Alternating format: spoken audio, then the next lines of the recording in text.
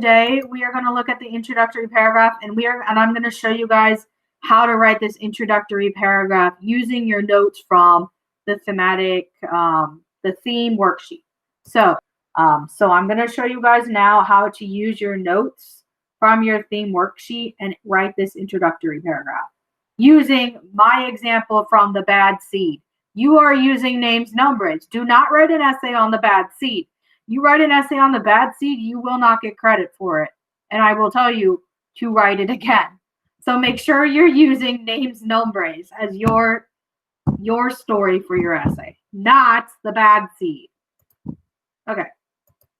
So we have our notes from our theme worksheet. We have the hook, the background summary, the claim, and the evidence. So I'm going to start off my paragraph for the introduction using my hook because that's what I'm supposed to do. I could literally copy it, my hook, Control-C, and hit Control-V and paste it on. Have you ever been called a bad seed? Cool. Because I asked a question with a term in it, I'm going to need to explain what that term means. So I have my beginning of my essay, my hook with, have you ever been called a bad seed?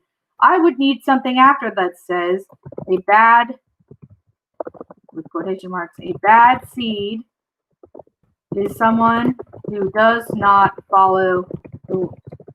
Here. Cool. 2 sentences in. Awesome. The reason I have this kind of like transition sentence almost and like explanation is because you need something to kind of go from the beginning until the background summary. Because the background summary is the next part of your introduction.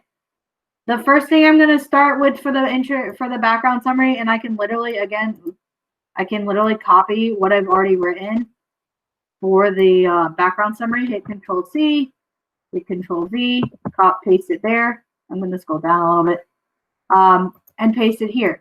The thing about this is I need to make sure that it makes sense together as a paragraph. So I would read, have you ever been called a bad seed? A bad seed is someone who does not follow the rules. So far, so good. The Bad Seed by Jory John is a story about a character called blank. He started off as a good seed, but became a bad seed when the Giants spit him out.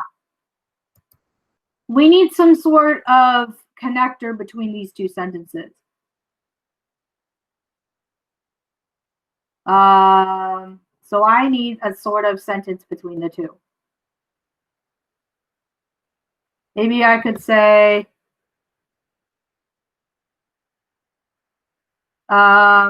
sometimes people called bad seeds are often misunderstood.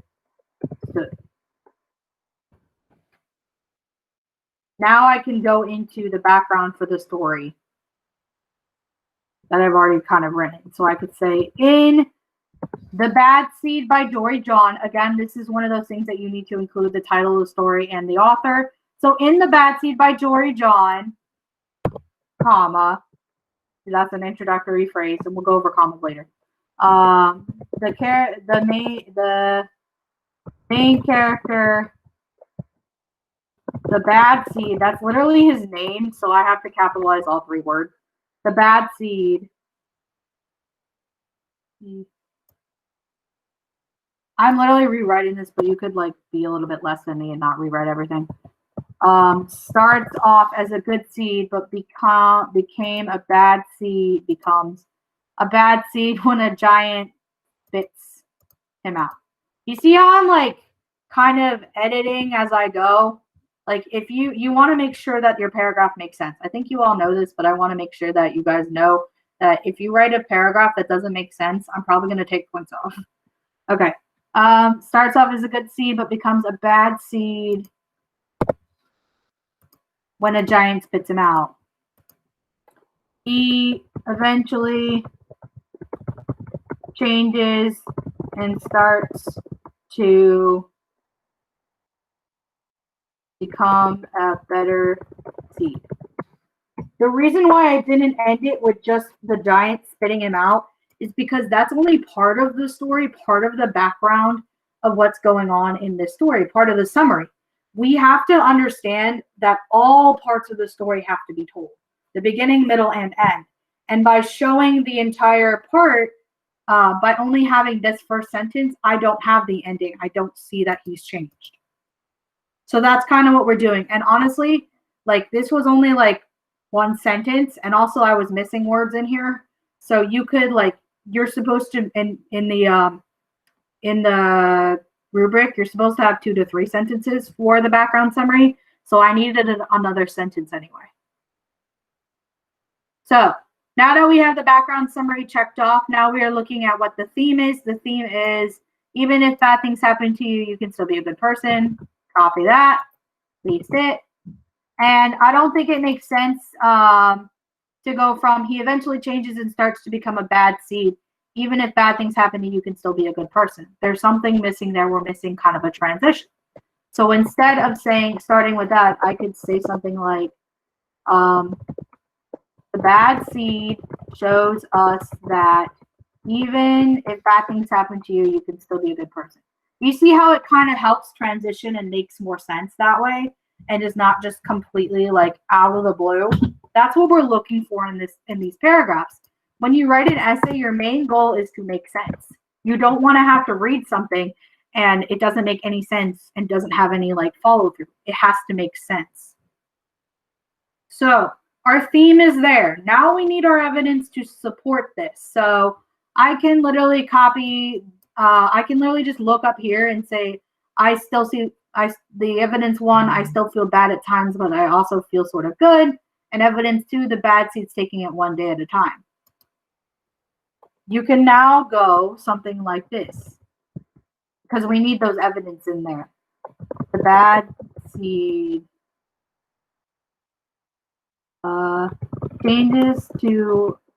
changes from good to bad. The bad seed changes from good to bad. The bad seed changes from good to bad when he starts to understand his feelings. And I'm not saying he feels bad and good here, because I don't want to give away everything. And also, I already said good to bad, and I don't want to repeat that. So he starts to understand his feelings, meaning good and bad. And he starts seeing, that's not the word. He starts seeing every day as a new day. You see how I changed the language a little bit from my evidence, because these are technically direct quotes and should be in quotation. But do you guys see how like I'm kind of like changing it to the way that I'm writing versus like what's already written down? So like you guys had like bullet points up here or like actual sentences, and now you bring them all together to make this paragraph. So if I read this paragraph out loud, which I can in a second, you would see that it makes sense as a paragraph. It's very cohesive. It works together. There are no spots where I'm really confused. So if I read it right now, have you ever been called a bad seed? A bad seed is someone who does not follow the rules. Sometimes people called bad seeds are often misunderstood. In The Bad Seed by Jory John, the main character, the bad seed, starts off as a good seed, but becomes a bad seed when a giant spits him out. He eventually changes and starts to become a better seed. The bad seed shows us that even if bad things happen to you, you can still be a good person.